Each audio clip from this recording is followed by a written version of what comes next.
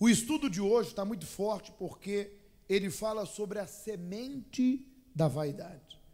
E começa dizendo: ninguém sendo tentado, diga, de Deus sou tentado.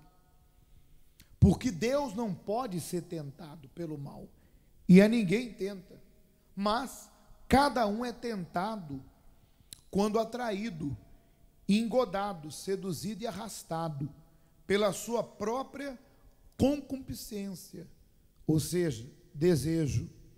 Depois, havendo a concupiscência, o desejo concebido, ou seja, a pessoa se entrega àquele desejo, daí dá a luz ao pecado. E o pecado sendo consumado, sendo praticado, gera o quê? A morte. Tiago 1:13 ao 15. Agora um detalhe, essa morte é física e é uma morte espiritual, né? Física e espiritual. Por quê? Porque o pecado, ele destrói a vida física.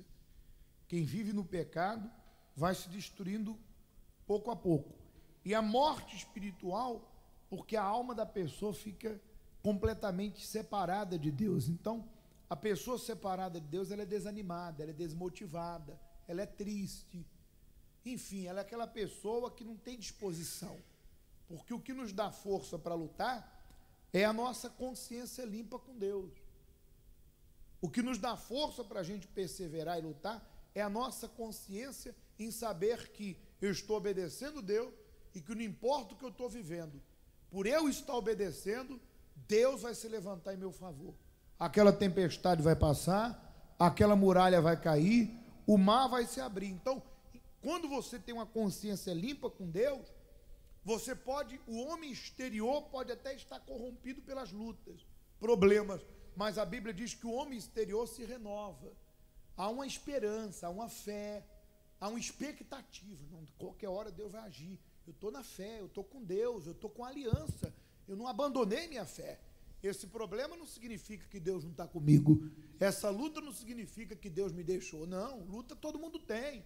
Problemas todos nós temos. Então, há uma esperança. Mas o oposto acontece. Quando está no pecado, há um desânimo, há dúvida, porque não há garantia dentro de si. E aí, depois a morte eterna, que se a pessoa morrer no pecado, ela não tem salvação. Ela não tem como viver eternamente com quem?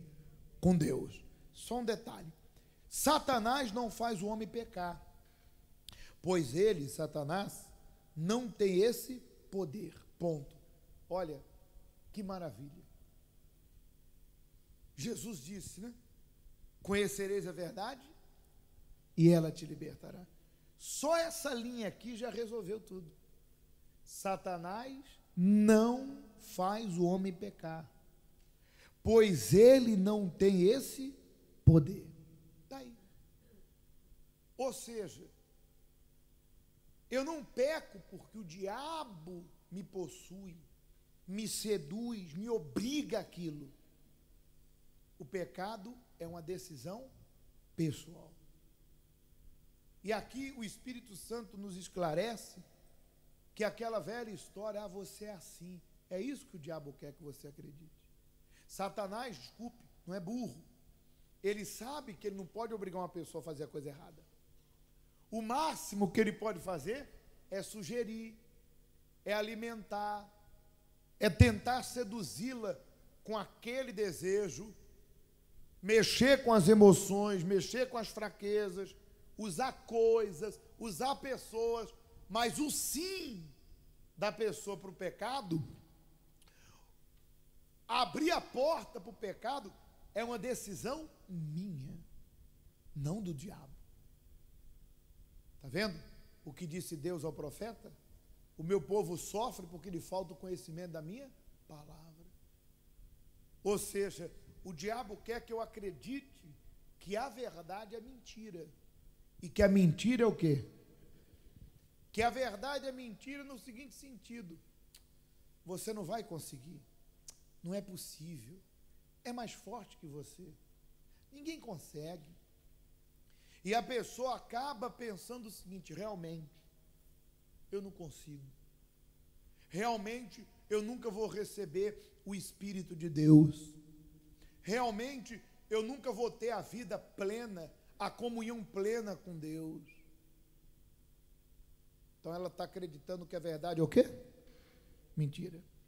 Mas o outro lado também o diabo faz ela acreditar que a mentira dele é verdade. Ó, você é assim mesmo.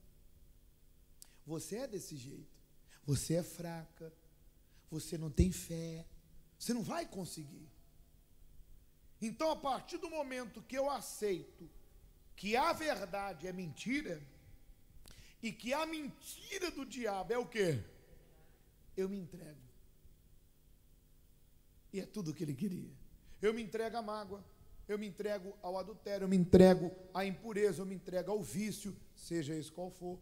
Eu me entrego à inveja, eu me entrego à vingança, à rebeldia, o relaxo espiritual. Eu me entrego à falta de compromisso, eu me entrego. E depois que eu me entrego, aí Satanás vem e diz assim, está vendo? Que é mais forte que você? Está vendo que você não consegue? Mas não é que é mais forte que eu não consigo, é que eu me entreguei, porque eu me convenci que a verdade é mentira, que a mentira é o quê? E é assim que o diabo ganha. Por isso, essa primeira linha do estudo aí, já nos liberta, quando diz que Satanás não faz o homem pecar, pois ele não tem esse poder. Entretanto, ele lança a semente, de acordo com a inclinação que vê em cada pessoa, ou seja, a fraqueza, né? As armadilhas do diabo visam atrair, mas o pecado só se concretiza se a pessoa ceder à tentação.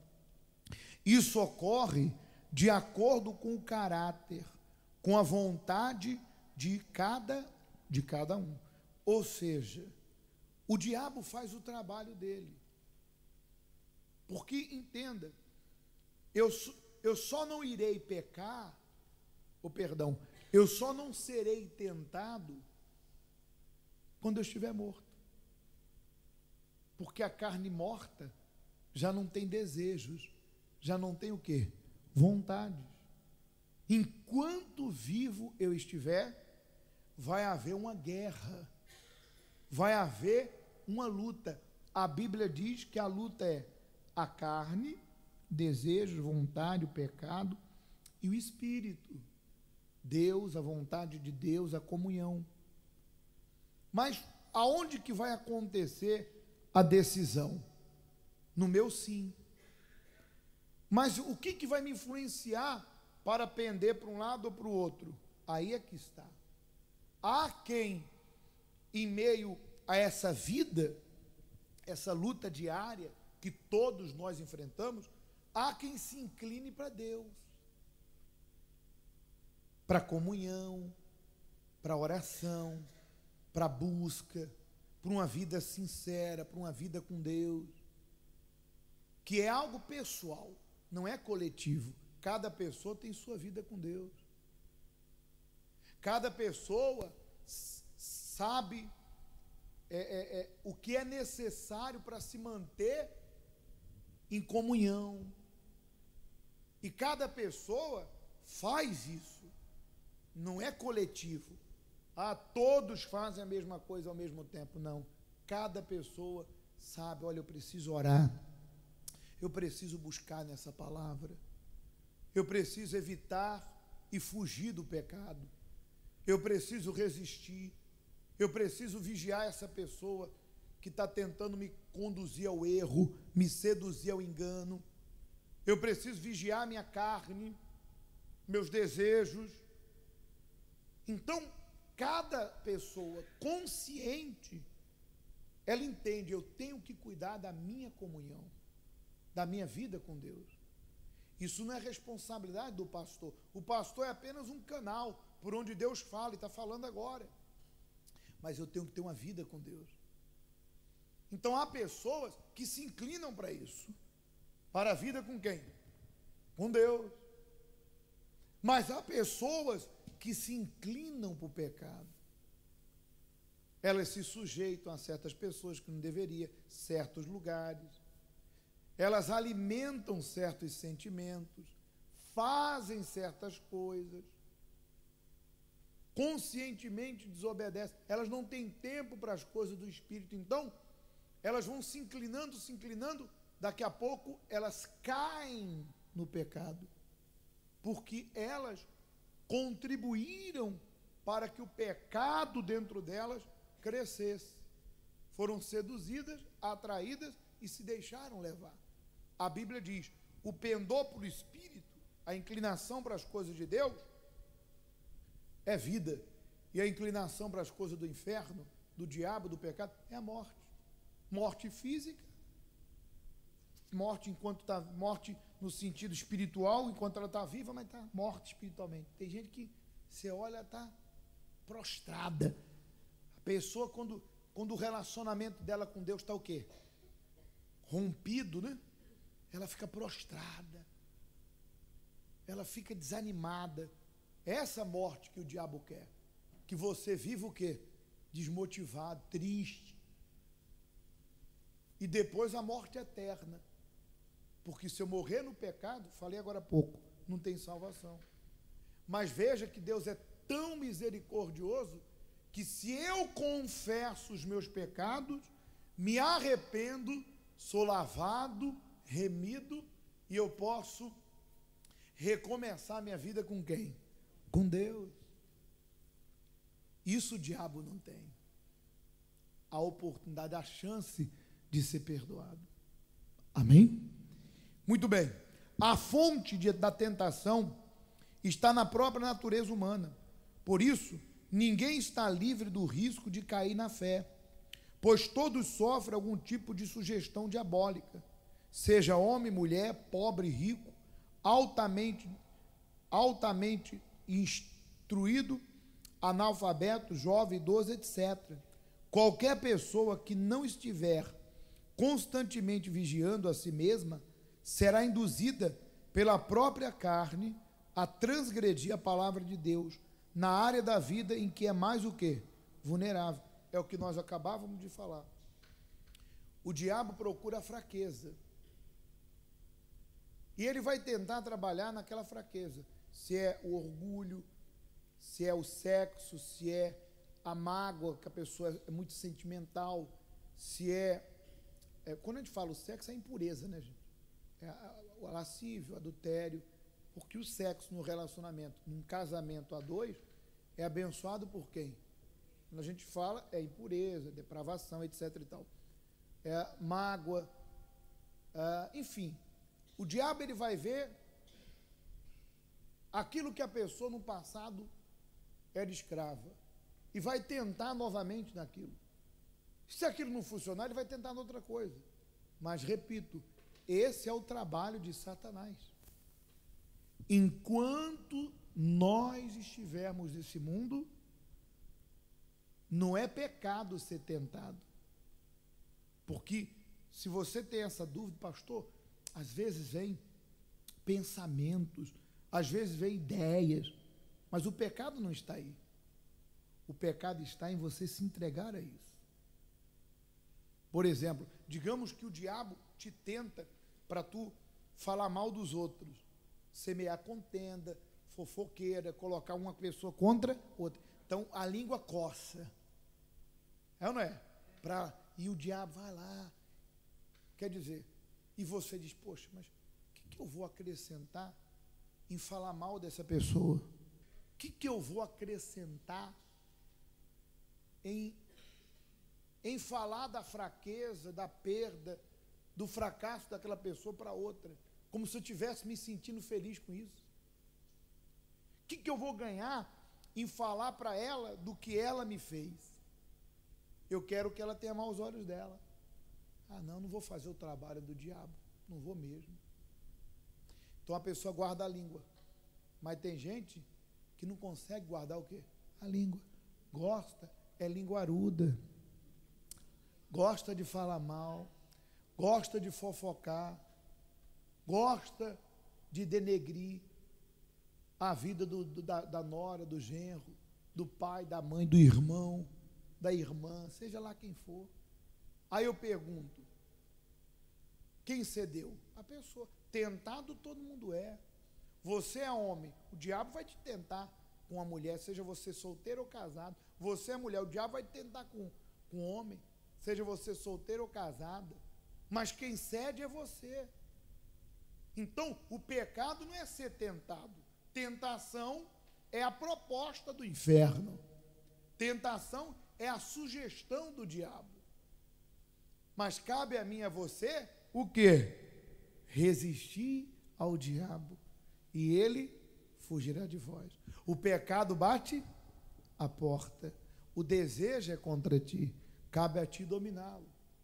E repito, para você ter forças para dizer não, você tem que se inclinar para as coisas do Espírito. O que vai fazer sua carne se neutralizar e teu espírito forte é você estar em comunhão, jejuar para que Deus te dê força, orar, buscar na palavra que Deus fale contigo. Aí não tem como tua carne ser mais forte que o teu espírito e você ceder. Não tem como. Vamos continuar para concluir. Aqueles que são permissivos e condescendentes quanto aos próprios desejos, buscam agradar o seu ego. O problema é que o ego quer sempre mais, até chegar o momento em que o pecado prevalece e faz a pessoa ficar completamente afastada de Deus. Então, se há algo que deve fazer parte da vida cristã, é a renúncia constante do eu. Porque pensamentos, desejos e inclinações, mesmo que aparentemente pequenos, inofensivos, se forem o quê? É o que acabamos de falar. Se forem alimentados, certamente provocarão a queda espiritual amanhã. Ou seja, errar é humano. O que está explicando aqui é o seguinte, que a pessoa pode cometer um erro. É óbvio, é claro, que a vida toda nós erramos. O que nós precisamos é não viver mais no erro. Mas se a pessoa comete um erro, o que é glorioso para Deus e o que é bom para essa pessoa é reconhecer, confessá-lo e abandoná-lo definitivamente. E decidir dentro de si, eu nunca mais vou fazer isso. Porque há pecados que causa, todo pecado tem uma consequência. Tanto uma consequência externa como interna. Externa, dependendo do seu pecado, pode prejudicar teu trabalho, teu casamento, tua vida. Dependendo do erro que você vai cometer, você vai perder a confiança das pessoas. Dependendo do erro, você vai ter que arcar com a responsabilidade.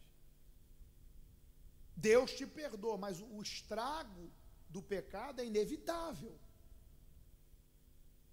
E aí a gente vai colher. Se eu plantar, vai nascer. Deus vai me perdoar. Então imagine, eu errei, Deus me perdoou, causou um estrago, eu vou lá cometer o mesmo erro. Isso não é inteligente. Então, Senhor, me perdoa. Eu sei que eu vou colher o fruto desse pecado, mas que o Senhor me lave e me perdoe. Eu não quero mais isso. Isso é glorioso. Porque esse pecado foi o quê? Cortado pela raiz. Ele não criou uma raiz na tua vida, de maneira que você cometeu de novo, e aquilo ali te escravizou. Não, você cortou o mal pela raiz. Isso é glorioso. E é isso que Deus quer. Podemos dizer que a concupiscência, ou seja, o desejo carnal, é a mãe de todas as iniquidades, pois é ela que faz o ser humano engravidar do pecado. E uma vez que o pecado se instala e se desenvolve na vida de uma pessoa, possui sua mente, seu coração, seu corpo, provocando o quê? Sua morte espiritual. Essa concupiscência, esse desejo, ele tem que ser extinto e sepultado através de uma vida com Deus. Ou seja, se você diz assim, poxa, pastor, eu quero essa vida com Deus, mas olha, eu eu não tenho visto meios de abrir mão desse desejo, desse sentimento, desse vício, dessa fraqueza. É porque você não está se inclinando para Deus. Por exemplo, agora, na hora da entrega, você não está sendo sincero com Deus. Você não está confessando quem realmente você é. Você não tomou consciência do quanto isso é destrutivo, o quanto isso te separa de Deus. Porque quando você toma consciência, quando você entende o que o pecado te traz, e você começa a ser sincero com Jesus, e começa a praticar, usar as armas do Espírito, não tem como você não se levantar. Não tem como. Deus fez um vale de ossos secos, cria carne, tendão, pele e espírito. Não tem ser humano, por mais podre e sujo que seja, que não consiga ser remido, limpo, lavado e se tornar a imagem e a semelhança de quem? Só se ele não quiser. Então agora, nesse momento, nós vamos confessar, se humilhar, se derramar, buscar. E aí você vai ser sincero com Jesus. Se você está fraco, escravo de algum desejo, escravo de algum sentimento, se você vem cometendo um erro após o outro, e mesmo confessando, torna a cometê-los, nesse momento você vai pedir a Jesus que te ajude, e você vai decidir sair daqui hoje livre desse pecado. Esse elo vai ser quebrado, e você vai fazer uma aliança com Deus.